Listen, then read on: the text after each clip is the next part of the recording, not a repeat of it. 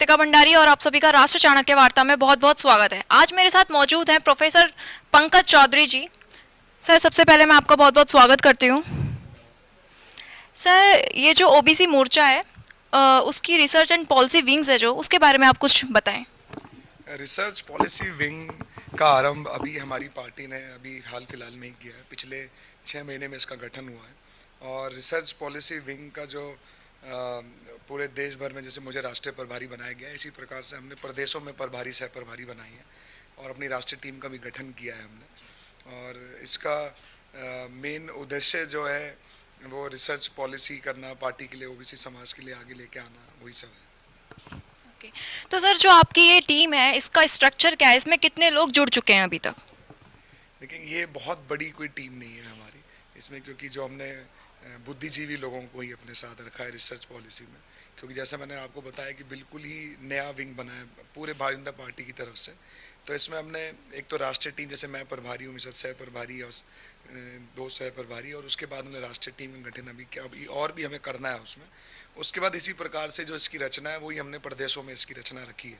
तो प्रदेशों में भी इसी प्रकार से प्रभारी, सह प्रभारी, लेकिन इसमें जो हमने ऐसे लोगों को जोड़ने की कोशिश की है पार्टी ने जो पार्टी को कुछ दे सकें, जो जो आप मान के चलो उद्यमी के लोग हैं, जो न्यायिक परीक्षा से लोग जो जुड़े हुए लोग हैं, जो एकेडमिक फील्ड से जुड़े हुए लोग हैं, जो डॉक्टर रहे हैं, जैसे हमारे कई इसमें मेंबर हैं जो प्रीवियस में जुडिशल मेंबर्स रहे हैं।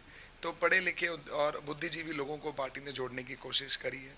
उसी प्रकार से देश में, प्रदेश में, और फिर हमने मुख्य जिलों में, हर जिले में हमने नहीं बनाई है गठन, लेकिन मुख्य जिलों में गठन किया। तो सर, आपको क्या लगता है जो सरकार है वो ओबीसी मोर्चा को आगे बढ़ाने के लिए क्या नई पॉलिसीज बना रही है? देखिए, सरकार ओबीसी समाज के लिए कार्य करने के लिए बाध्य है। और क्योंकि आप अगर देखें तो ओबीसी समाज जनसंख्या के तौर पे आप देखें तो भारत में 60% से ऊपर, प्रतिशत से ऊपर ओबीसी समाज की जनसंख्या है। और अगर आप पहले ही दिन से आप देखें, जहां मोदी जी ने लाल किले के प्रखर से सबसे पहले चीज़ बोला कि ये सरकार जो है गरीबों की सरकार है, ये सरकार जो है किसानों की सरकार है, ये किसान जो है पिछड़ों की सरकार है। तो उसमें ही मोदी जी ने अपना जो नियम था उसमें उन्होंने स्पष्ट किया जो किस प्रकार सरकार चलने वाली है अगले 10 साल, 20 साल, 25 साल, जितने जब तक भी मोदी जी रहेंगे।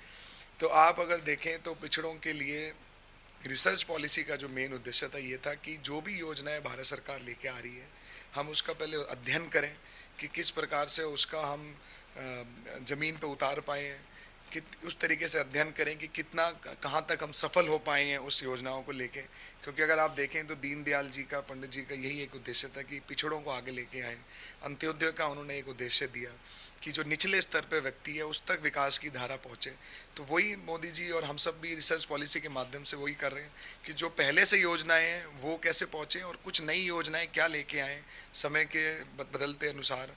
कि हम कई योजनाएं जैसे लेके आए, सपोज़ कीजिए आप एक मत्स्य योजना हम लेके आए पिछले साल अभी, तो 20,000 करोड़ पहली बार मछुआरों के लिए, क्योंकि मछुआरों में ज़्यादा अगर आप दक्षिण भारत में जाएंगे तो ओबीसी समाज के लोग हैं, तो उनके लिए 20,000 करोड़ की योजना पहली बार भारत सरकार लेके आई। आप अगर आप देखें किस प्रकार से उद्यम बनाए, तो पीएम दक्ष योजना भारत सरकार लेके आई, स्किल डेवलपमेंट दें, रोजगार भी दें ओबीसी समाज के लोगों के लिए। इसी प्रकार से जो स्टार्टअप कर रहे हैं उनको पीएम विश्वास योजना लेके आई, ये यही सरकार लेके आई है। अगर आप देखें इसी प्रकार से एक वेंचर कैपिटल फंड भी हमने क्रिएट किया पहली बार 2018 में, जिसमें 200 करोड़ रुपए हमने लोगों को बांटा। तो ये जो सब योजनाएं हैं इनका लाभ ज़्यादा से ज़्यादा लोगों तक पहुँचे, यही रिसर्च पॉलिसी का पूरा उद्देश्य है। और लोगों को बताना भी उद्देश्य है कि इस प्रकार से योजना आपके बीच में, आप इसका लाभ लीजिए। तो सर, जैसे कि अभी आपने कहा कि लोगों तक लाभ पहुँचे, ज़्यादा से ज़्यादा लोगों तक पहुँचे, तो आपको लगता है कि अभी तक लोगों के पास लाभ पहुँच रहा है उस पॉलिसीज़ का? कितने लोगों तक पहुँच रहा है? क्या आगे विज़न है इस चीज़ का? देखिए, अगर आप देखें, राजीव गांधी जी ने खुद अपने भाषण में कहा था कि मैं अगर 1 रुपये यहाँ से भेजता हूँ तो 85 पैसे बीच में ख़त्म हो जाते हैं। प्रधानमंत्री ने खुद से मानी थी। लेकिन अगर आप आज के दौर पे आप देखें तो हम डायरेक्ट ट्रांसफ़र की बात करते हैं। पीएम किसान निधि योजना आप देखो, सीधा किसान के अकाउंट में डालते हैं। ये जितनी भी मुद्रा योजना आप देख रहे हैं सीधा उसके बैंक अकाउंट में डालती हैं। तो यहाँ तो कोई बिचौलिया का कोई जगह ही नहीं है। अगर आप देखें जितनी भी विश्वास योजना, ये पीएम दक्ष योजना, जितने भी स्टार्टअप्स को लेके, जितने भी उद्यमों को लेके हम योजनाएं दे रहे हैं तो लोगों तक पहुंच रही है। लेकिन हमारा उद्देश्य, क्योंकि भारत एक बहुत बड़ा देश है, हमारा उद्देश्य एक ये भी है कि लोगों को जागरूक करें कि ऐसी योजनाएं हैं, आप आइए और लाभ लीजिए, उसके बारे में बताएं, और भी इस योजनाओं को किस तरीके से उनको उनका सुधारीकरण किया जाए, सिंप्लीफाई किया जाए, लोग उससे ज़्यादा से ज़्यादा लाभ ले सकें। जो सर ये डॉक्टर के लक्ष्मण जी हैं, जो ओबीसी मोर्चा के राष्ट्रीय राष्ट्रीय अध्यक्ष हैं, तो वो आपको किस टाइप से गाइड करते हैं इस चीज़ को आगे ले जाने के लिए? कैसे आप उनसे सीखते हैं? देखिए, डॉक्टर माननीय के लक्ष्मण जी की अगर मैं बात करूं तो वे मेरे प्रेरणा स्रोत हैं।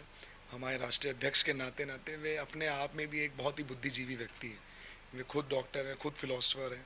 उसके साथ साथ संगठन के रूप में अगर मैं देखना चाहूँ तो संगठन में आप अगर देखें तो वे जब पूरा आंध्र प्रदेश एक यूनाइटेड आंध्र प्रदेश था, 2 बार उसके महासचिव रहे प्रदेश, तेलंगाना के प्रदेश अध्यक्ष रहे, और जनसंघ के समय से पार्टी को वे अपना समय और अपना पसीना दे रहे हैं, जो आज पार्टी हम इस स्वरूप में देख रहे हैं।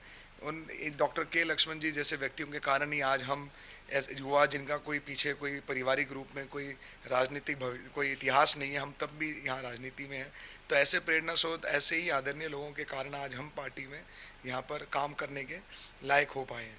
तो और रिसर्च पॉलिसी के माध्यम से, जैसे मैंने बताया, वो खुद ही बुद्धिजीवी हैं, तो मैं खुद वो हमें टाइम समय समय पे बताते रहते हैं कि किस प्रकार से किस योजना को किस प्रकार से अध्ययन किया जाए।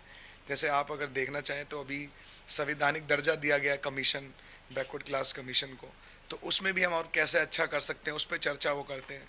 जातिगत जनगणना की जो बात हो रही है पूरे देश में, उन्होंने उस चीज़ को लेके देखो कितना अच्छा पॉइंट दिया कि क्यों ना प्रदेश अपने लेवल पे करा जाए। तो इस प्रकार का अध्ययन एक बुद्धिजीवी व्यक्ति कर सकता है, और हमें इस बात का बड़ा ही एक तो आप हत्साहित है कि आप बड़ा ही प्रसन्न है कि ऐसे व्यक्ति का हमें एक आप कह सकें नेतृत्व प्राप्त है। हमें ऐसे ओबीसी मोर्चे में, ऐसे पहली बार ओबीसी मोर्चा को ऐसा नेतृत्व मिला है जो उसे दिशा देने में कामयाब रहा है। धन्यवाद। बहुत बहुत धन्यवाद पंकज जी आपका, आपने अपना कीमती समय हमारे साथ साझा किया।